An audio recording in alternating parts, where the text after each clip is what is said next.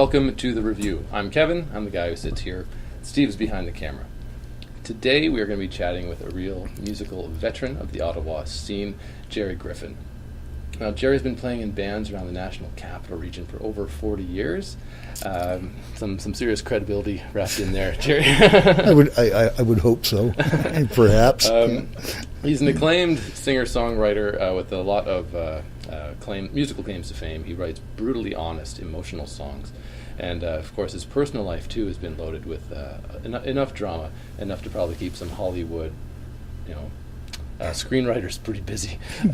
So, seriously, welcome to the Revue, Gerry Griffin. Why, thank you very much, Kevin. We're very happy to have you here. It's a privilege. I want to start kind of in your greater past, I guess, back in the late 60s. You played in a band in town called Kane. That's correct.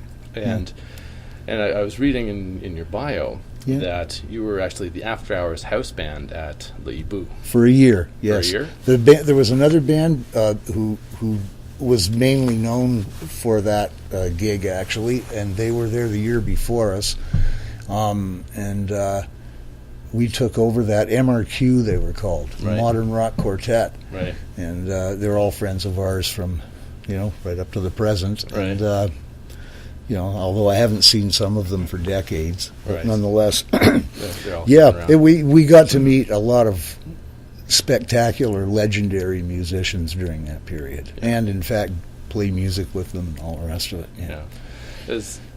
And for those of you, the five of you watching this at home, if you're not quite familiar with Le Hibou, it was really a well-known cafe and performance space. That's right. From roughly, I think, 65 to 75, or maybe a little earlier than that. Yeah, it might have closed down before 75. I think it was more like 73. I can't remember right now, but I knew the guy that owned it. His name was John Russo, and he was an architect. And I think he owned the building as well. It was like an address on Sussex. It was just around the corner from here, actually. That's right. Far away. That's right. It was just a step from here. Yeah. So there's always a lot of mythology here in the local scene about the Hibou, and in your memory, your recollection, does it really match up to kind of the myth that has become of the place? Absolutely. Yeah. I met some legendary people there. Care to name drop? All the famous blues guys, I suppose, from Muddy Waters, Paul Butterfield, James Cotton. Yeah. Our band brought Paul Butterfield down there. We played the Civic Center. We opened for him and Iron Butterfly, so we brought them down with us to the Hibou after hours one night. we had those guys with us. A lot of people I really enjoy, like John Hammond. There was guys like Larry Coryell, Miroslav Vitos, George Harrison from the Beatles, Bob Dylan wandered in one time. I wasn't there that night. It was. It just. I'd have to really think about it, but there was, Taj Mahal, Sun Seals, Sonny Terry, Brownie McGee, a lot of old blues and folk artists, Gordon Lightfoot, people like that. Played there a lot. Of course, Bruce Coburn from Ottawa. Guy, lots of folk. I know I've missed a lot of them, but that's just off the top of my head. There's tons, but in terms of the energy of the place, I mean, people are still talking about it. It's been closed for almost 40 years. It wasn't licensed, but people, I remember, I won't mention any names, but the odd individual would come in with like gallon jugs of wine and, laced with various chemical fortifications and things.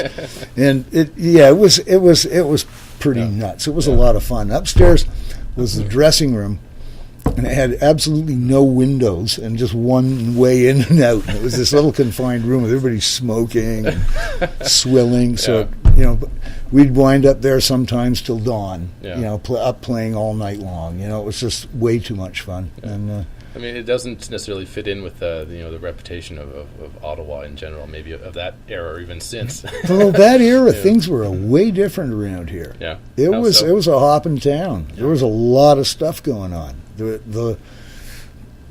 was you could make a living playing music, a decent living. Yeah. Just being a blue collar musician, as I like to refer to it. Right.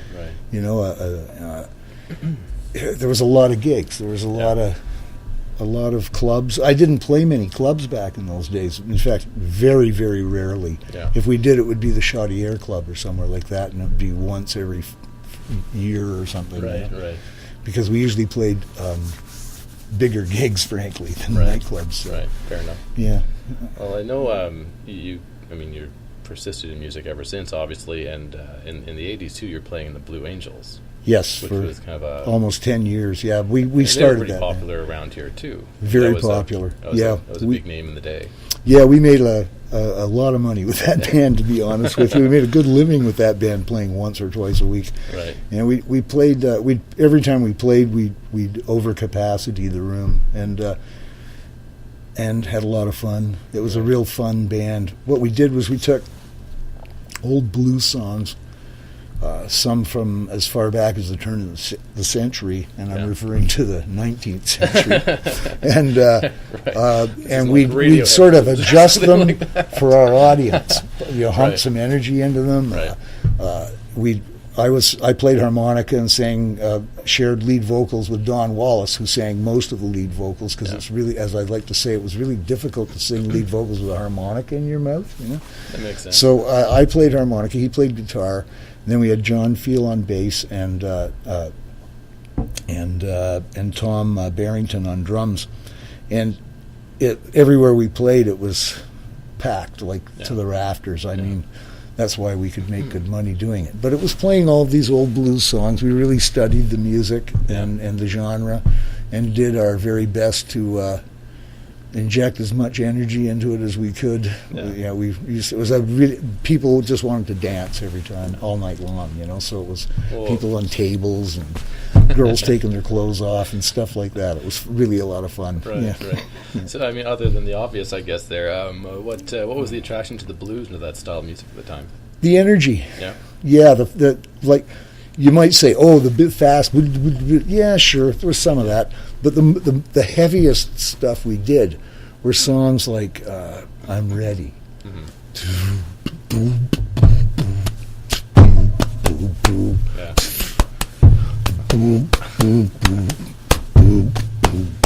Well, I'm ready.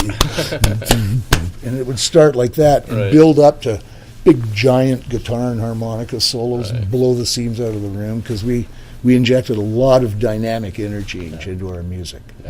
And that's what made it work. We'd have people just mesmerized by the groove. We'd just keep them in there.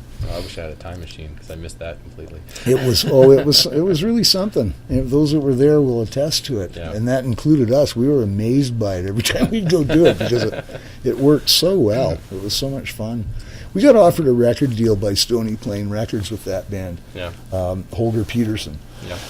You probably know who Holger is. I know Stony Plain. Well, Holger back then offered us a deal, and I actually drove him to the airport. He was up here in Ottawa for one of the grants, a factor grant or something, to be a judge on the panel, and he came out to one of our rehearsals with the Blue Angels, and I drove him to the airport to fly back home, and on the way to the airport, I put in a live recording of the Blue Angels that Shea FM had recorded of us, because we wouldn't make a record. We all had day jobs. We said, if you want to record us, bring a portable studio down to the club and record us. Record and do it. Yeah, they did. Tape machines and everything. It was awesome. They did a real good job. John Sabansky and Ken Fraser recorded it. And they had it built into an RV, And anyway, that was a lot of fun.